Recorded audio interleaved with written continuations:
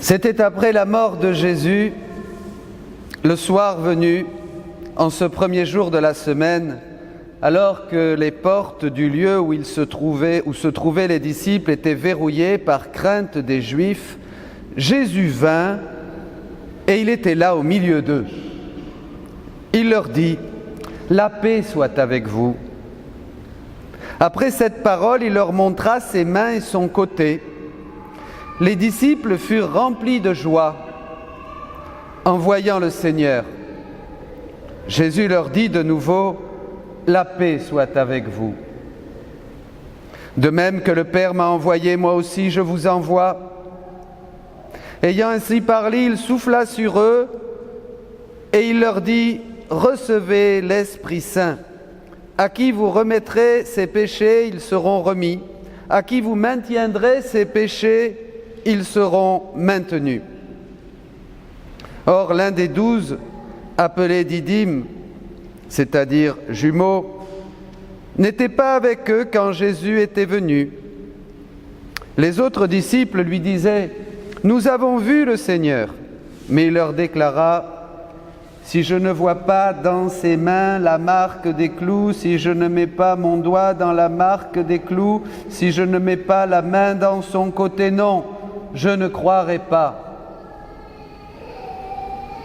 8 jours plus tard, les disciples se trouvaient de nouveau dans la maison et Thomas était avec eux.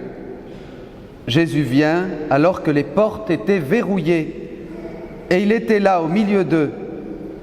Il dit : « La paix soit avec vous. » Puis il dit à Thomas : « Avance ton doigt ici et vois mes mains. Avance ta main et mets-la dans mon côté. Cesse d'être incrédule, sois croyant. » Alors Thomas lui dit : « Mon Seigneur et mon Dieu. » Jésus lui dit : « Parce que tu m'as vu, tu crois. Heureux ceux qui croient sans avoir vu. » Il y a encore beaucoup d'autres signes que Jésus a faits en présence des disciples et qui ne sont pas écrits dans ce livre. Mais ceux-là ont été écrits pour que vous croyiez que Jésus est le Christ, le Fils de Dieu, et pour qu'en croyant, vous ayez la vie en son nom. Acclamons la parole de Dieu. Louange à toi, Seigneur Jésus.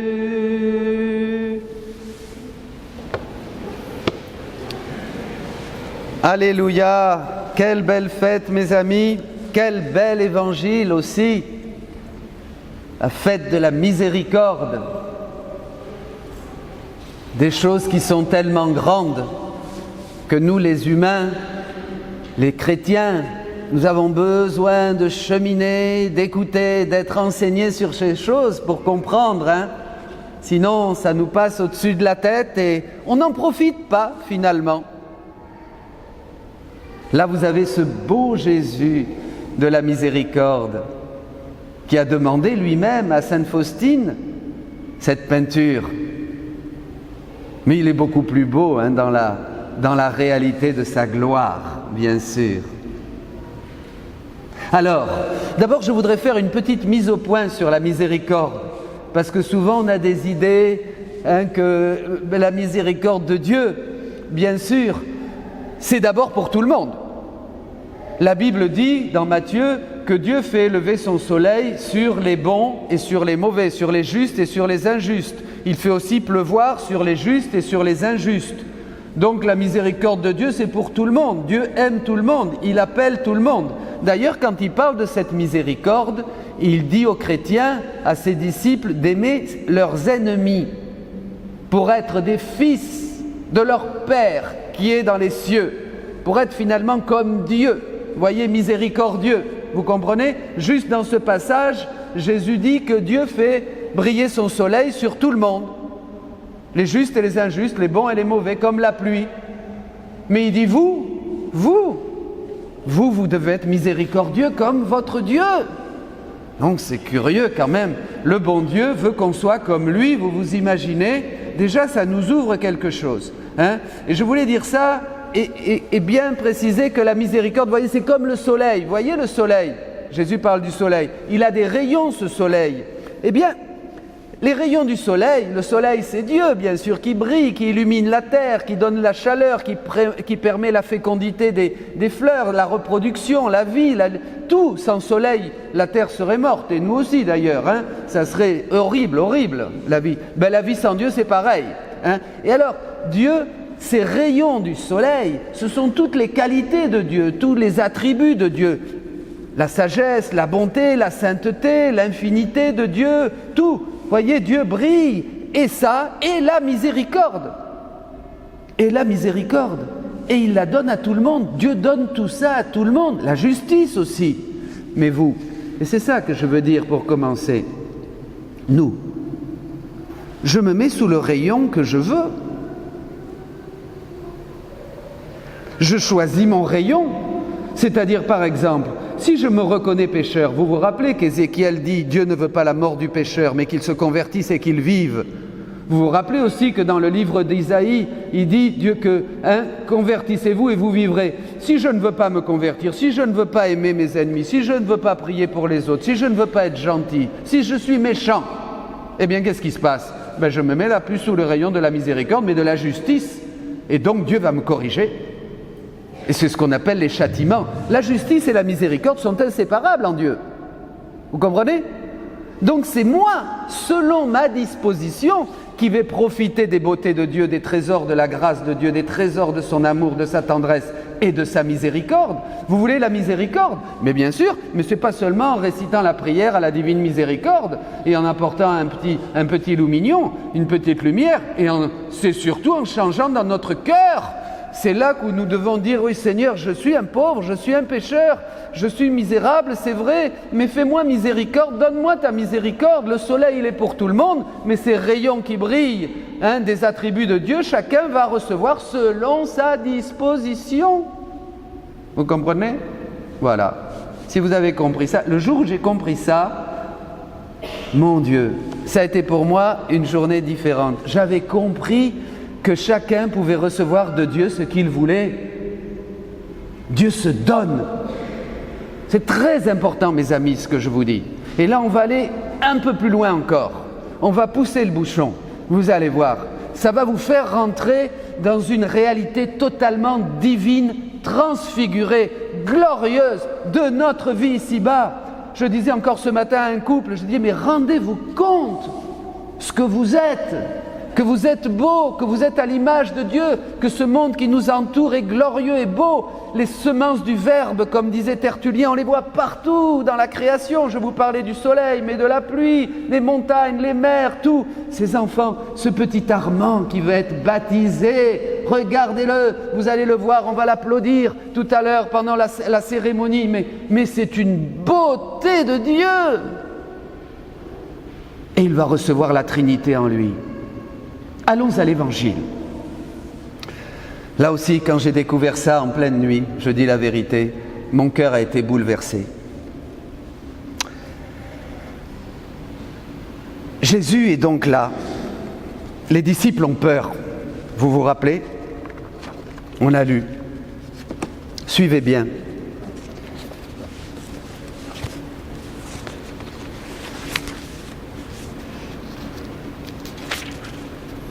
Les disciples ont donc peur, ils sont enfermés. Et Jésus arrive au milieu d'eux. Thomas donc doute et puis après il croit. Vous connaissez. Et alors, cette parole de Dieu finalement d'aujourd'hui, Jésus a dit que le ciel et la terre ne passeront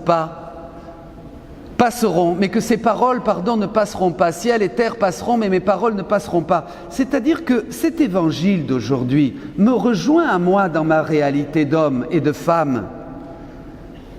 Quand on rentre en communion avec Dieu, la puissance du Christ vient nous libérer de nos peurs. Ils avaient peur, les disciples. Ils avaient peur du monde, ils avaient peur des Juifs, ils avaient peur de tout. Comme nous, quand on est ici, dans nos vies, enfermés dans nos peurs, nos doutes, nos incertitudes, nos problèmes. Voyez? Et le Christ s'est manifesté au milieu d'eux. Il est la parole. C'est-à-dire que Jésus vient communiquer avec eux la vie divine. Vous vous rappelez que dans Saint Jean, au chapitre 17, il est dit que la vie éternelle, c'est qu'ils te connaissent, toi, Père, et celui que tu as envoyé, Jésus-Christ. C'est-à-dire que dès que nous rentrons en communion, la vie éternelle, c'est qu'ils te connaissent, toi, Père, et celui que tu as envoyé, Jésus-Christ. Jean 17, 3. Quand on rentre en contact avec le Christ ressuscité, on rentre en contact avec la vie éternelle. Donc on rentre en contact avec l'amour infini. Donc on rentre en contact avec la sainteté. Donc on rentre en contact avec l'éternité. Donc toutes les barrières humaines, c'est comme dit le psaume, notre espace intérieur éclate, élargit les piquets de ma tente, on devient capacité de Dieu, c'est-à-dire c'est la divinité qui descend vraiment dans notre cœur. Dieu nous partage tous ses attributs, miséricorde, sainteté, justice, grandeur, puissance, sagesse, intelligence, bonté, tous les infinis attributs de Dieu commencent à venir dans notre cœur et nous les faisons nôtres, nous les faisons notre propriété, vous comprenez? Mais si vous accueillez, si nous accueillons le Christ ressuscité, et on va voir comment, c'est-à-dire que je m'attribue, je m'approprie Dieu lui-même qui devient en moi source de déification, comme disent les pères, de transformation, de divinisation. Nous sommes divins, mes amis. Et à partir de la résurrection du Christ, le germe de cette transformation, de cette divinisation explose en chacun de nous. Alors là, ça y est, nous commençons la vie éternelle. C'est-à-dire que vous n'avez plus peur, vous savez que vous passez sur terre, mais que vous êtes vivant. Si vous êtes mort avec le Christ, vous êtes ressuscité avec le Christ. Vous comprenez? Que dit saint Paul? Nous sommes citoyens des cieux. Nous sommes citoyens des cieux. C'est pour ça que le week-end dernier, à la messe, Paul nous disait « Cherchez les choses du ciel, non pas les choses de la terre. » Pourquoi? Nous n'appartenons plus à la terre. La terre, nous l'assumons totalement avec la puissance du Christ ressuscité dans toutes les tâches, dans tous les travaux, dans toute notre vie de papa, de maman, d'homme, de femme, de travailleur. On assure tout ça, on assume tout ça, mais avec la puissance du Christ ressuscité qui est en nous. C'est extraordinaire. C'est extraordinaire. Et c'est ça la miséricorde de Dieu. La miséricorde de Dieu, c'est pas seulement une petite grâce, là, au départ, bien sûr, une petite grâce, et puis la conversion du pécheur, bien sûr. Dieu ne veut pas que le pécheur meure, il veut qu'il vive, qu'il se convertisse. Si je me convertis, si je demande pardon, si je suis humble, si je suis gentil, eh bien Dieu me fait miséricorde et je commence mon chemin. Mais ça va beaucoup plus loin, beaucoup plus loin. La miséricorde de Dieu, le Père, c'est qu'il nous donne le Christ. Il nous donne Jésus comme notre propriété. Il nous le fait nôtre Jésus qu'on aura au ciel éternellement. Vous comprenez? Il faut déjà le prendre ici-bas sur terre, il faut l'embrasser, il faut l'aimer, il faut lui rendre grâce, il faut le faire nôtre. Vous comprenez? Sinon ça ne sert à rien. Et on reste toujours sous la loi, enfermé dans nos peurs. On reste dans le devoir, on reste dans la loi, on n'a pas la vie éternelle. À partir de la résurrection de Jésus, c'est un changement nouveau. Tous, vous devriez être fous de joie à passer votre vie. Même la croix est vaincue, même, regardez, par la foi. Donc, Thomas doute, si je ne, ça c'est le fameux si je ne vois pas, s'ils ne sont pas gentils avec moi, je crois pas, si on fait pas ceci, je fais pas cela, laissez ça à la poubelle s'il vous plaît, le si je ne le vois pas, si je ne mets pas mes mains, tout ça, non. Le Christ, il est là, il t'aime, il veut tout te donner, il veut tout me donner, je crois. Et par la foi, je sens sa vie qui passe en moi, je crois et il souffle sur moi. Il souffla sur eux. Il communique avant la Pentecôte déjà la vie divine. Ce souffle, cette haleine de Dieu, dans le jardin de la Genèse, au moment de la création de l'homme, il souffle encore ici. C'est une nouvelle création. Vous voyez, l'homme devient, par la résurrection, on devient des êtres nouveaux. D'ailleurs, saint Paul dira, celui qui est dans le Christ est une création nouvelle. On est nouveau, on est transformé, on est joyeux, on a la foi qui déplace les montagnes. On devient puissant comme Dieu, on devient sage comme Dieu, on devient intelligent comme Dieu. Tout ça, c'est en nous en germe. Il suffit de croire pour que ça se développe, que ça nous transforme. Finalement, les attributs de Dieu, les qualités de Dieu, la sagesse, la grandeur, la science, la bonté, l'infinité de Dieu, tout ça, c'est en nous, ça nous absorbe. Vous comprenez? Ça nous absorbe, ça transforme notre humanité en nous divinisant et en nous rendant quoi? Eh bien, ce que nous étions au moment du projet initial du Père quand il nous a créés à son image et à sa ressemblance. Ce que nous avons perdu. Ce que Armand va recevoir dans le baptême, c'est le germe. C'est le germe de tout Dieu qui va se déployer en lui dans la mesure où son papa, sa maman vont l'éduquer dans la foi et lui-même à un moment va prendre sa décision de grandir avec le Christ. Est-ce que nous voulons ça?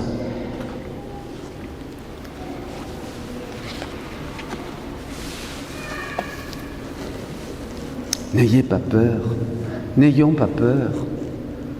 Nous sommes faits pour la gloire.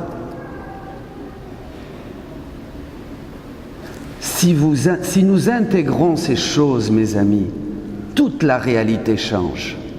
L'autre jour, j'étais avec une dame, et puis on parlait là dans son salon, bon, une connaissance. Et puis, elle m'a passé une vidéo sur la physique quantique. Vous connaissez un peu, bon c'est bizarre, hein, c'est des trucs, c'est-à-dire que les scientifiques aujourd'hui s'aperçoivent que ce qu'on croyait, les choses, la matière, tout ça, il y a des choses qu'on n'a pas découvert encore, c'est infini. Évidemment, comme Dieu est partout dans la matière, dans tout ce qui est, donc on n'a jamais fini de découvrir ni les mystères du Christ, ni les mystères de la nature qui nous entourent. Vous êtes d'accord avec moi? Alors donc la physique quantique, je ne serais pas vous expliquer quelque chose, mais hein, c'est compliqué. Mais en fait, j'ai compris quand même une chose, hein, je ne suis pas scientifique, c'est que on est habitué à vivre dans une certaine dimension. Alors il y a un petit dessin animé où il y a un petit homme qui vole comme ça, hein, partout, il vole. Et puis il y a une puce qui est enfermée dans un monde à 2 dimensions, un monde plat quoi. Hein, et puis il lui dit, tu sais que tu peux sortir de là? Non, c'est interdit, je peux pas. Faut pas toucher la loi, ça peut être très grave. Mais si, tu peux sortir, il lui dit, tu sais, je peux te montrer des choses. Évidemment, lui, il est dans 3 dimensions. Hein. Et finalement, la puce, elle sort, la petite puce, des 2 dimensions, et elle découvre un monde complètement nouveau. Hein, puisque tout ce que nous vivons est très relatif à beaucoup de choses. Dans la résurrection, ce que je vous dis, si vous croyez, tous vos paramètres, tous nos paramètres, tous nos critères, tout est changé. Tout est changé. Pas seulement la mort, la vie, la souffrance, bien sûr, le sens de la vie, l'existence, mais tout est changé. Votre vie de prière, votre relation à Dieu, votre relation au monde, votre relation à la création, tout est absolument changé. C'est-à-dire, et c'est là où ça coûte. Pourquoi? Parce que nous ne voulons pas. Moi, je veux rester dans ma petite piété, je veux rester dans mon petit monde comme la puce, elle ne voulait pas, elle avait peur, on ne veut pas. C'est ça la peur des disciples qui sont enfermés. Je veux en rester enfermé dans ma loi, dans ce que je pense, dans ce qui est pour moi mesurable, quantifiable, calculable, ce que je connais. Vous comprenez ce que je connais? Voilà, je veux rester dans mon monde. Je ne veux pas qu'on me change non plus l'idée que j'ai de Dieu. Moi j'ai un bon Dieu, il est comme ça, je l'ai bien peint à ma sauce. Ça c'est mon Jésus, c'est mon bon Dieu. Ne me le changez pas s'il vous plaît. Dieu n'a rien à voir avec ce que nous imaginons de Dieu. Dieu sera toujours nouveau. Dieu va toujours nous désarçonner, nous faire tomber peut-être du cheval comme Saint Paul. Hein, je ne sais pas s'il y avait un cheval. Hein, comme Saint Paul sur le chemin de Damas. Dieu est toujours nouveau. Dieu est toujours surprenant. Dieu est toujours un enfant. Dieu est toujours tout-puissant. Dieu est toujours à l'improviste. Il est là, à tes côtés. Il passe au milieu de ces murs, de nos peurs, de nos tristesses. Et il nous dit, n'ayez pas peur. Je suis là avec toi, je peux changer toute ta vie et je peux faire, comme je l'ai dit, déjà de toi un citoyen des cieux. Est-ce que vous voulez? Est-ce que nous voulons rentrer dans cette réalité? C'est ça la miséricorde de Dieu, c'est nous faire découvrir qu'il est fou d'amour pour nous et qu'il veut tout nous donner et que déjà dans la résurrection de Jésus, nous partons.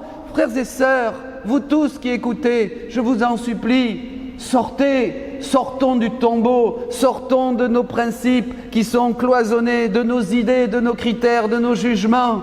Accueillons cette puissance de Dieu et lui va faire le reste. Tout nous sera donné par surcroît. Cette parole de Dieu que je vous dis aujourd'hui, comme tout l'évangile, je vous disais au début, le ciel et la terre passeront, mes paroles ne passeront pas. Quand vous lisez la parole de Dieu, elle est éternelle, elle vous donne la vie, elle est actuelle. Vous vous rappelez que Saint Paul dit dans la lettre aux Hébreux, chapitre 4, que sa parole est efficace, sa parole est actuelle, réelle, puissante, elle est active, c'est-à-dire que dès que j'ai contact avec la parole de Dieu, c'est-à-dire ce Verbe qui était au commencement, qui était avec Dieu, dit Saint Jean dans son prologue, qui était auprès de Dieu et qui s'est fait chair, qui a planté sa tente au milieu de nous et que nous avons refusé, dit la Bible. On a préféré les ténèbres, on a préféré l'obscurité, on n'a pas accueilli Jésus. Eh bien ce Verbe, à chaque fois que vous êtes en contact avec la parole de Dieu, ces paroles que je vous dis aujourd'hui, Jésus est ressuscité, prenez-le maintenant dans votre vie, changez, vous pouvez changer, nous pouvons changer à 180 degrés, tout peut être différent pour nous. Nous pouvons déjà vivre dans la gloire, nous pouvons déjà vivre de l'éternité de Dieu, de la sagesse de Dieu, de la puissance de Dieu. Nous sommes déjà sur terre des citoyens du ciel, dit l'apôtre Paul. Mais c'est extraordinaire! Mais c'est ça le christianisme, c'est ça.